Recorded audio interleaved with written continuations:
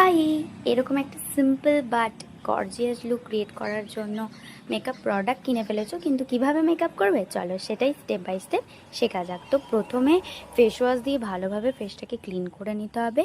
তারপর একটা toner use করবে, দেন একটা ময়শ্চারাইজার ইউজ করবে, অবশ্যই জেল বেস, কারণ ক্রিম বেসটা একদমই অ্যাভয়েড করবে, তার কারণ বাইরে প্রচণ্ড গরম। তারপরে একটা প্রাইমার নেবে, সেটা টি জোনে অ্যাপ্লাই করবে, বাট যদি প্রচুর পরিমাণে ঘাম হয় তাহলে সারা মুখে খুব সুন্দরভাবে অ্যাপ্লাই করবে।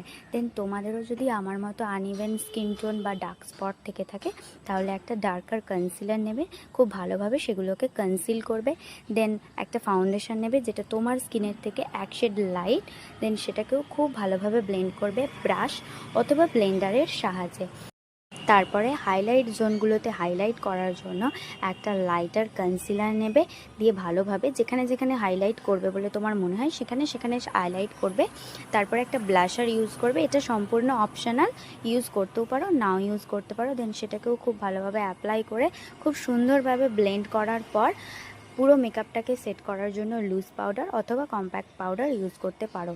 এবার আসি আই মেকআপে। তো আই মেকআপের জন্য একটা ট্রানজিশন শেড নিয়ে পুরো আইলিডে ভালোভাবে অ্যাপ্লাই করার পর একটা কাজলকে নিয়ে র্যান্ডম একটা লাইন আমি টেনেছি। এই লাইনটা ততক্ষণ পর্যন্ত স্মাজ করবে যতক্ষণ না একটা ভালো ফিনিশিং আসে। তো তারপর খুব সুন্দরভাবে পুরোটাকে ব্লেন্ড করেছি যাতে কোনো হার্শ লাইন না থাকে। আই মেকআপে কিন্তু ব্লেন্ডিংটাই আসল, ব্লেন্ডিং যদি ভালো না হয় তাহলে একটু ভালো লাগে না দেখতে। তো তারপর আমি ব্লাশার ইউজ করেছি, দেন লিপস্টিক অ্যাপ্লাই করেছি, দেন পুরো মেকআপটাকে সেট করেছি একটা সেটিং স্প্রের সাহায্যে, দেন একটা হাইলাইটার ইউজ করেছি। তো তোমরাও এই লুকটা অবশ্যই ক্রিয়েট করবে। বাই।